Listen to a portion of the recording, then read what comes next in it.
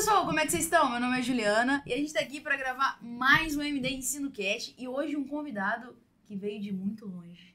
Doutor Ricardo Bassan. Seja muito bem-vindo, Ricardo. Obrigado, Ju. Muito obrigado. Ricardo é médico intensivista, especialista em paciente grave, ultrassom de paciente grave, cardio, enfim, tudo do paciente grave. É um dos nossos mentores aqui também no MD Ensino, né, Ricardo? Junto com o Rafael, com o Gabriel, enfim, GD Álvares e o Dr. Ricardo veio de muito longe para fazer esse podcast e o nosso curso. De onde você veio mesmo? Como que é o nome lá? Eu moro em União da Vitória e trabalho em Porto União. Ele mora no Paraná e trabalha em Santa Catarina. Pode isso? São quantos quilômetros de diferença? Da sua casa até o hospital? São 1 ou 2 quilômetros, bem perto. Ah! É perto. Que isso? E por que? Que isso? Eu trabalho aqui, que é uma cidade grande, lá é uma cidade de mais ou menos 100 mil habitantes, é do lado de casa, né? Sim. Praticamente. Sim, é bem na fronteira mesmo. Bem né? na fronteira. Muito legal, Ricardo. E a gente vai estar aqui hoje para falar sobre fibrilação atrial, um tema bem... Tema quente. Exatamente. Eu acho, Ju, que é um dos temas que os médicos, junto aí com hipertensão na emergência, eu acho que é um dos temas que os médicos mais têm dificuldade. Sim. Na conduta, né? E aqui a gente tá falando fibrilação atrial no paciente grave, né? A gente tá falando de ataque à arritmia. A gente não tá aqui para fazer o manejo ambulatorial desse paciente. Aquele paciente que chega na emergência, aquele paciente que tá na UTI. O paciente da UTI que faz a fibrilação. Exato. Então é sobre esse tipo de fibrilação que a gente vai falar. A gente não é cardiologista para falar do manejo ambulatorial. Se o Ricardo quiser falar também, fica à vontade. Não, manejo ambulatorial a gente deixa pro cardio. Mas o nosso foco aqui vai ser o paciente realmente grave. E como o Ricardo falou, a gente vê muito na prática, acontece o tempo todo. Tenho certeza que você que tá assistindo aí, se hoje não teve um caso na sua UTI, amanhã vai ter, enfim, essa semana, porque realmente é muito comum. Então vamos lá, pra gente começar a falar sobre o assunto, fala as principais causas, o porquê que o paciente grave faz fibrilação atrial.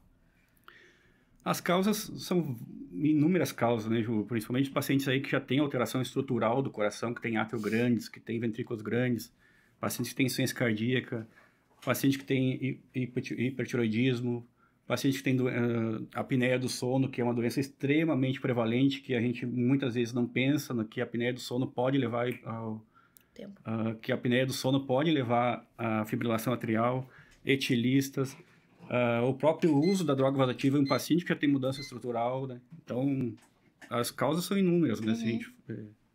A gente vê também, por exemplo, o paciente começa inotrópico. A gente vê bastante. Você começa a dobutamina e você tá ali aquela taquicardia, o paciente vai ele vai e faz FA. Puta merda, vou ter que... E atrapalha todo o manejo do paciente, né? Que aí a gente tem que... E se esse coração bate em arritmia, ele não faz um bom débito cardíaco, né? Exatamente. Muitas vezes você vai ter que usar drogas, mesmo que não seja uma FA tão instável, mas você vai ter que usar drogas para controlar essa frequência cardíaca para você poder usar o inotrópico, por exemplo, né? Sim. Então. E aí, como que no eletro, o que a gente olha no eletro que você fala, caramba, isso é FA? O ritmo. Né? O ritmo é fibrilação atrial. Muitas vezes, às vezes o ritmo engana principalmente quando tem ritmos de baixa frequência, e muitas vezes engana até com taquicardia atrial multifocal ou com o próprio flutter, né, que a conduta é parecida, mas o eletro muitas vezes ele é parecido, né, apesar do flutter ter suas particularidades, né, e a FA também, mas as condutas não mudam muito, mas é o ritmo, principalmente o ritmo que a gente tem que identificar, né, e como é que é basicamente lá o ritmo? Que a gente não vê o DAP e o ritmo regular. Irregular, basicamente né? é isso, né? A gente confunde com o TAC supra, né? Exatamente, não vem onda P, mas o ritmo é regular, né? Mas às vezes também o ritmo a frequência tá tão alta, né? Que você também tem dificuldade ali de ver se esse ritmo é regular ou irregular, né? Exatamente. Às vezes quando tu tem uma fibrilação, uma taquicardia ventricular, que às vezes só quando baixa o ritmo tu vai ver que é uma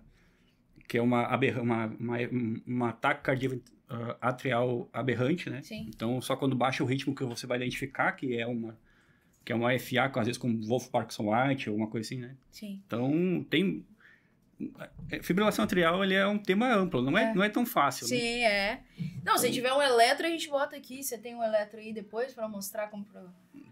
Porque vai pro YouTube, né? No YouTube a gente consegue mostrar a imagem só pra ilustrar aqui pra galera como que é o ritmo de FA. E aí, Ricardo, beleza. Tô lá na UTI, paciente começou a fazer FA. O que eu devo fazer? O que eu devo me preocupar? Qual que é a minha principal medida? O que eu não devo fazer, né? Principalmente Pode ser também, o que eu não devo fazer. A maioria das vezes você não deve fazer midorona, né? Que é... polêmico. Que é o que a maioria faz, né? Enxergou FA, tá lá a frequência de 110, taca a midorona. Em bomba de difusão contínua, 24 horas, né? Aí você acabou com a hemodinâmica do paciente, porque às vezes o seu paciente tá em choque, você entra com a midorona, baixa mais a frequência, aí você acabou com tudo. Na maioria das vezes, ela é compensatória, né? Sim. Então, é uma frequência ali de 110 em 120, porque está compensando o débito cardíaco, né? O volume sistólico diminuiu, a frequência cardíaca aumentou. Então, isso é um compensatório.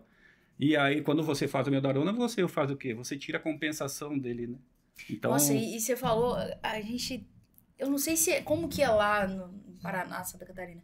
Porque parece que aqui no Espírito Santo eles usam muita mildarona. É muita mildarona. Sim, e assim, é difícil lutar contra. No pronto-socorro, na UTI, aonde for, né?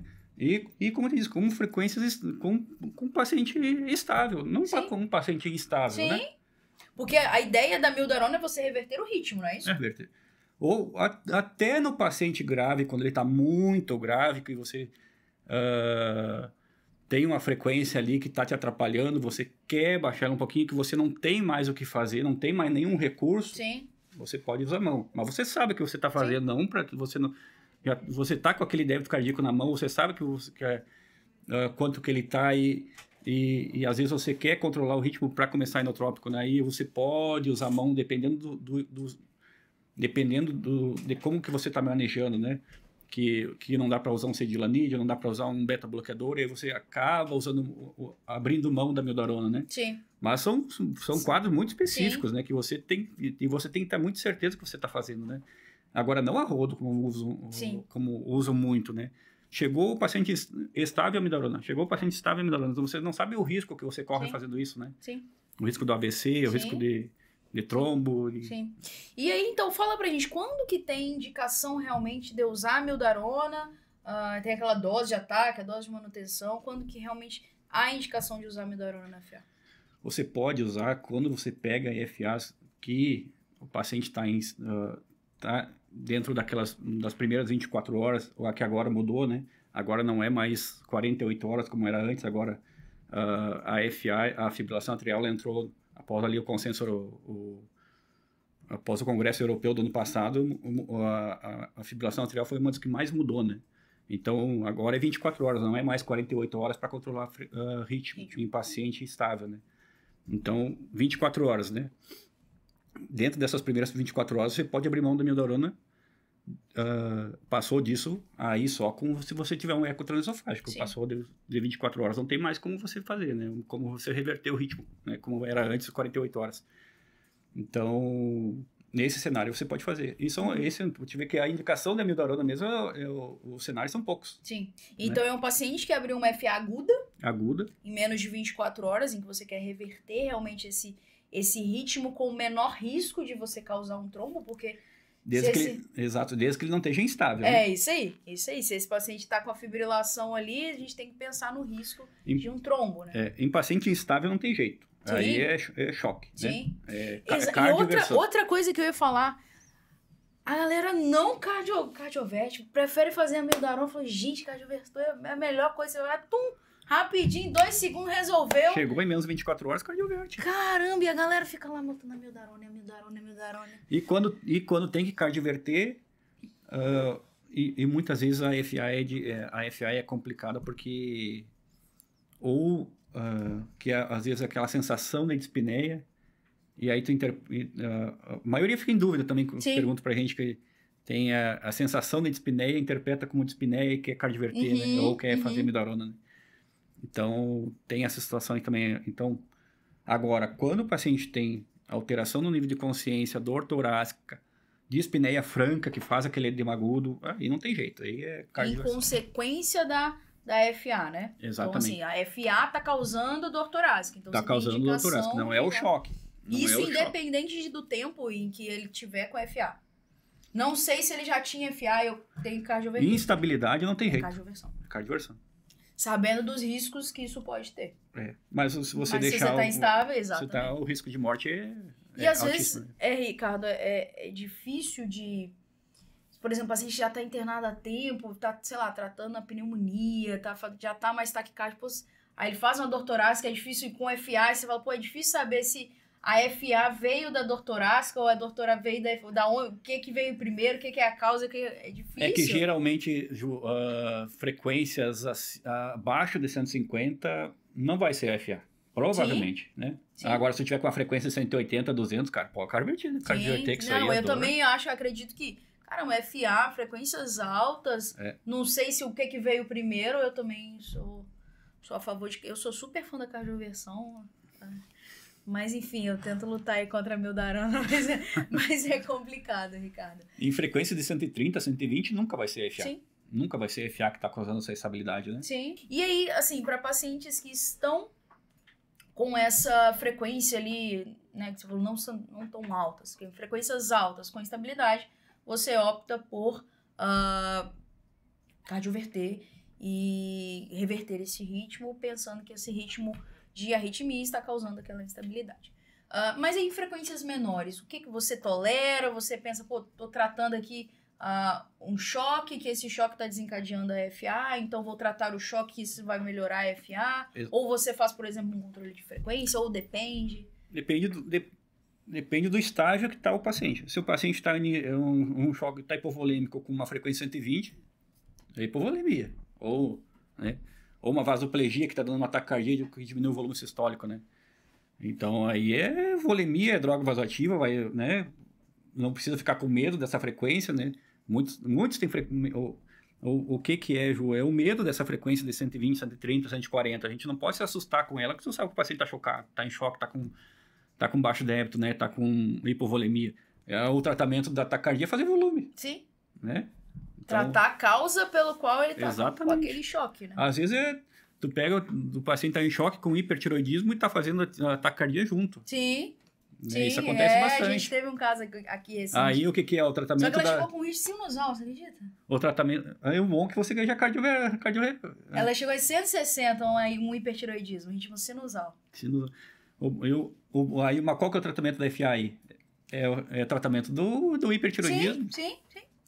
E quando você usa beta-block para fazer controle de frequência? Em paciente estável, né? Em paciente geralmente é ambulatorial, né? Em paciente, raramente você vai fazer uso ou aquele paciente que chega estável na emergência com uma frequência alta, que você quer só controlar a frequência, né? Aquele vozinho que tem já um coração grande, chega com uma FA de 140, você quer controlar a alta resposta dele, porque aquilo é ruim para ele, né? Uhum. Então aí, o paciente que tem uma FA crônica, aí o que é? Controle do ritmo. Controle de frequência. Controle de frequência, né? Então, aí você pode abrir mão, se o paciente já tem uma insuficiência cardíaca, que você pode abrir mão de um cedilanide, que atrasa o NOAV, né? A gente gosta muito dele lá na UTI exatamente. também, porque o beta-bloco às vezes causa muito hipotensão. Hipotensão, né? Então, e às vezes você não pode usar mesmo o paciente com insuficiência cardíaca, aí você está ali com um paciente que já tem um pouco de edema, já tem... Então, você não pode fazer o uso do beta-bloqueador, você acaba optando pelo cedilanide, né? Uhum. E que em de fração de ejeção reduzida, dá para fazer beta-bloque? Até dá, desde que o paciente esteja estável. Né? Se o paciente estiver instável, não tem como você fazer, né? Uhum. Por isso que na UTI a gente usa muito pouco beta-bloque, né? A gente usa mais, acaba usando o cedilanide mesmo. Eu gosto bastante dele e eu vejo muitos colegas... E muitos mesmo falando de não usar ele porque acha que não resolve. Só que às vezes faz uma dose, não resolve e fala, não, amildarona. Mas você não vai controlar. Mas às vezes é isso que a gente vem falando. Outros fatores que estão desencadeando, né? Outros fatores que estão desencadeando essa FA. Porque a FA o paciente já tem. O que está aumentando o ritmo são os outros fatores. Uhum. É a hipovolemia, é é alguma coisa que está usando vai taquicardizar, como o próprio inotrópico. O inotrópico está aumentando. Às vezes tu vai ter que controlar o inotrópico, vai ter que baixar a dose dele porque ele está atrapalhando a frequência cardíaca. Sim. Né? Esse paciente é hipovolêmico. E é uma pergunta que chega, voltando ao assunto da amiodarona, uma pergunta que não sei se chega para você também, que é a amiodarona em dose menor para fazer controle de frequência. Uma ampola de 8 em 8. Isso. Ah, não, vou usar essa dosezinha aqui para fazer controle de frequência. Caramba, é uma droga ruim para controle de frequência, né? A gente tem deslosídeo, a gente usa bastante. O beta-block, quando dá para usar, a gente usa bastante. Aí bota a amiodarona para fazer controle de frequência. Quando você quer fazer controle de frequência, você vai fazer ela, dose de ataque, e depois 24 horas, que aí você, para controlar ritmo e controlar, né? Aí você tem que usar a amiodarona em a dose certa, né? Quando você objetiva isso, né? Principalmente controle de ritmo, né? Então, você faz ali dose de ataque, 300mg, 200, 300mg, depois você faz 900, aí em 24 horas, fazer uma impregnação. Por que você precisa fazer uma impregnação da amiodarona? Geralmente 10 gramas, né? Sim. Mas aí você precisa saber também quando você pode controlar o ritmo, lembrando ali dos riscos de AVC, né? Que a gente... De embolização de trombo que a gente comentou. E o risco é grande, né? Principalmente se o paciente tem várias comorbidades, né? Que já podem desencadear o próprio trombo, né? Que é o paciente que tem um coração aumentado, que já tem risco para trombo. Então, aí com mais FA ainda, quanto mais comorbidades o paciente tem, mais riscos você tem para fazer isso. Para fazer trombo. E lembrando que não é só AVC, é isquemia mesentérica, então esse trombo aí pode ir para qualquer lugar. Então, aí se usa muito a amiodarona, reverte o ritmo aí na coragem, mas... que aí a gente não pode esquecer de anticoagular, né? Aí é outra questão que eu ia chegar nela agora, assim, quando que é a indicação de anticoagular. Principalmente no paciente estável, você tem que anticoagular, geralmente 4 semanas, para depois você fazer controle de ritmo, né? Antes você faz a anticoagulação por geralmente 4 semanas, faz o eco transesofágico, não tem trombo, cardiorreverte, né? Aí, então, e depois mantém a anticoagulação. Né?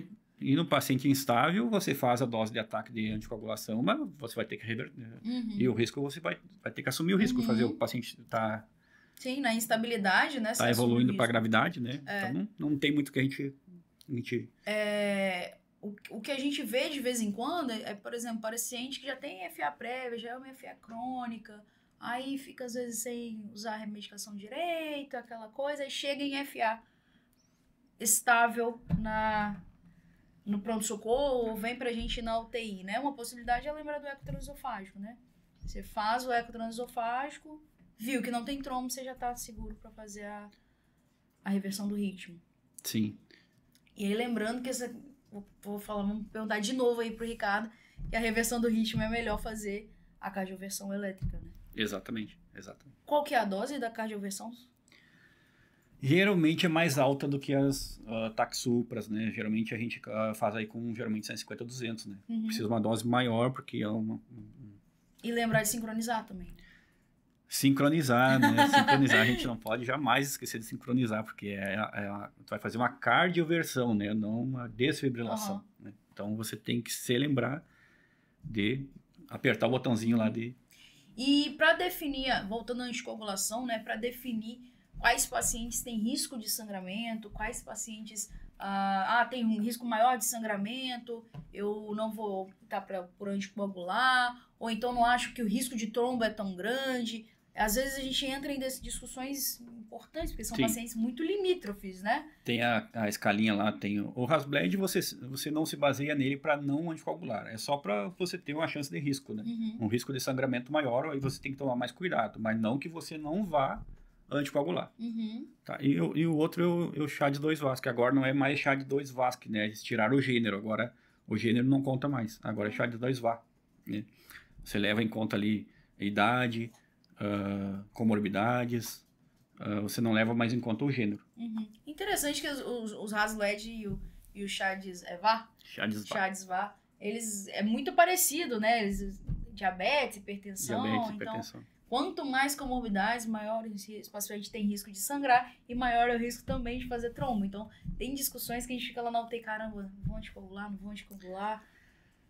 Na verdade, a anticoagulação, principalmente, ela é vista a longo prazo, né? É o risco do paciente ter o trombo ao longo dos anos, Sim. né?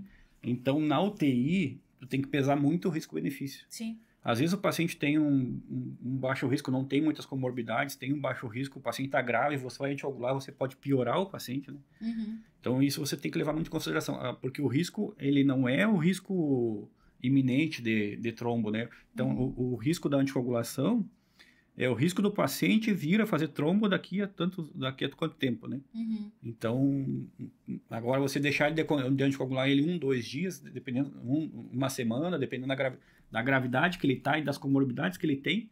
Claro, se ele tiver AVC, infarto, AVC, se ele tiver dislipidêmico, diabético, várias comorbidades, aí o risco dele formar trombo e sem anticoagulação, ele é muito grande, chega a ser 20% em pouco tempo. Mas se é um paciente com poucas comorbidades, paciente apenas hipertenso, não, paciente de 60 anos, tem um Chades-Valle limítrofe, aí você pesa o risco-benefício e você anticoagular ele no curto prazo. Legal, interessante. E aí, às vezes, prorroga essa decisão de anticoagulação para quando ele estiver num momento mais estável lá no ambulatório. Exato. Legal. E a anticoagulação você costuma fazer com o quê? Geralmente com heparina de baixo peso, né? Que é o que a gente usa geralmente, ou hoje em dia, né? Mais nos hospitais, né?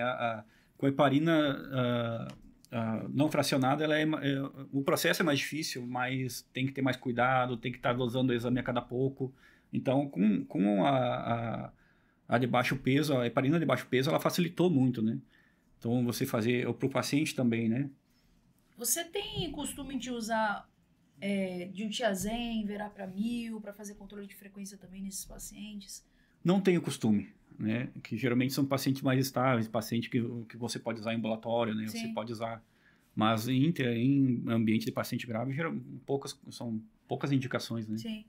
A gente também tem pouco uso, a gente realmente usa mais o deslanosídeo. E se puder fazer o metablock, a gente usa metoprolol. Não sei Metoprolol. Você também gosta do metoprolol, né? E aí, qual dose você usa também do metoprolol? Pode fazer até 3 vezes de 5 mg, né? Até 15 mg você pode fazer a dose de TAC, né? Legal. E o deslanosídeo? O deslanosídeo geralmente faz de 0,4 a 0,8, né? Entendi. A ampola é de 0,4. 0,04 ou 0,04. Mas eu acho que assim, dá pra fazer mais. Eu acho que o que eu vejo a galera faz uma dose, não deu certo. Exatamente. Amiodarona. E geralmente você pode fazer aí várias vezes ao dia, né? Sim. Não só uma dose ou... Né? E a gente gosta porque o efeito hemodinâmico, né, de causar hipotensão... Muito pouco, né? Muito pouco. Ele mais baixa a frequência, mas ele mais atrasa o 9, né? A bomba de sódio e potássio, né? Então ele tem muito benefício, né? Legal. Ricardo, bacana. Quer dar mais algum recado final aí em relação à FA? Eu acho que era isso, né, João? A gente abordou bastante coisa aí, né? E que o pessoal tome cuidado, né? Que não é porque o paciente tem uma fibrilação atrial que você precisa usar a amiodarona e precisa... Acho que o recado da amiodarona, ele é muito pertinente, né? É isso aí. E trazendo aqui, só pra gente pontuar, o Ricardo tá aqui para participar do nosso curso de imersão que acontece agora no próximo final de semana. Hoje é dia 5 de fevereiro.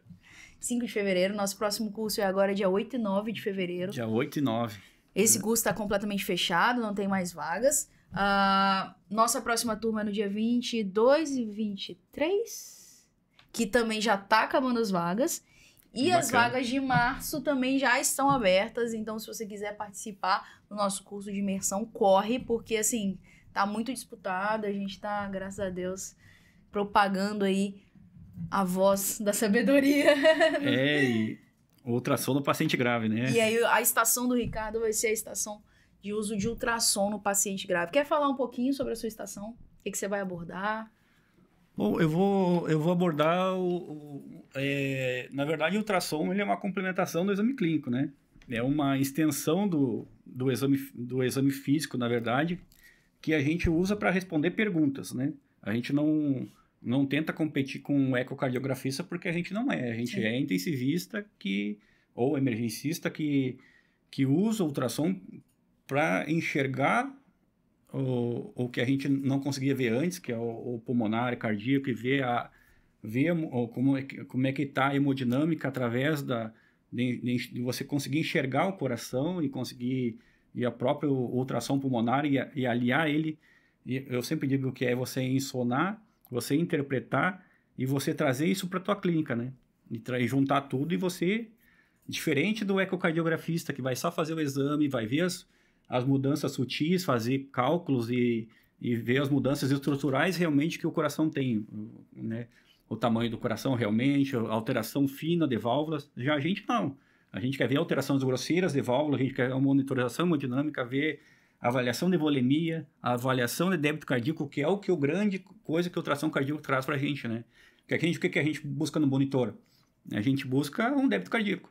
A gente saber como é que está o débito cardíaco, né? E o ultrassom traz ele com tanta facilidade. A né? beira-leite, em segundos ali, você gasta meio segundo. Com 3 minutos, você examina o paciente do corpo inteiro, né? Sim. Então, sim, sabendo, e saber o que você vai buscar no ultrassom, né? Isso que é mais importante, porque é você que está examinando o paciente e você que quer saber responder as tuas perguntas. Sim. Né? Sim, e o ecografista, quando ele vai, ele também faz o exame ali bem técnico, né? Te dá o laudo e... Te dá o que você vai fazer com esse laudo aí é problema seu. O ecografista também não quer saber.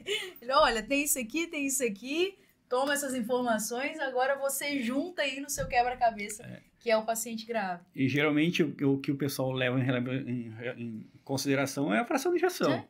E coisa que menos a gente quer saber é a fração de ejeção. A gente quer saber como é que está o coração, sim, como é que está a contratilidade cardíaca, como é que está o débito cardíaco. A fração de ejeção, muitas vezes, só nos atrapalha. Porque às vezes o paciente está com uma vasoplegia, tem uma fração de ejeção de 70% e um débito cardíaco baixo. Sim. Sim. E acaba nos atrapalhando. Então, no paciente grave, a gente leva mais em consideração a contratilidade, a função sistólica realmente do coração e o débito cardíaco. Legal. E lembrando que tudo isso é complementação do nosso exame, né? Da nossa história clínica. Nada de todas essas ferramentas que são inventadas aí todos os dias, nada substitui, né? Ju, o ultrassom em mãos não treinadas, ele é uma arma. É uma arma que pode acabar com a vida do paciente. Legal. Legal não, né? Interessante. Então, saiba usar todas as ferramentas, né? Eu acho que isso é extremamente importante. Exato. Ricardo, muito obrigado pela presença. A gente vai deixar aqui o link do Imersão, né, Luiz? Vamos deixar o link da Imersão. E quem quiser te achar no Instagram, o Ricardo também posta todo dia lá bastante coisa, né, Ricardo? Sobre medicina intensiva, sobre paciente grave. A gente tenta, né? É uma coisa muito fácil. A gente trabalha e tenta levar algum conhecimento que a gente tem, né? Mas não é fácil, né? Sim. Essa dedicação ao Instagram é difícil. Mas estamos aí, com certeza. Quer deixar aí seu Instagram? Onde que a galera pode te achar? O meu é Ricardo Bassan. Mas está sempre também lá no Instagram da MD Ensina, Estou sempre na MD Ensina, nos grupos nossos de WhatsApp, né? Que são vários grupos que a gente tem. Isso. Ricardo, muito obrigada. Até a próxima. Valeu. Valeu.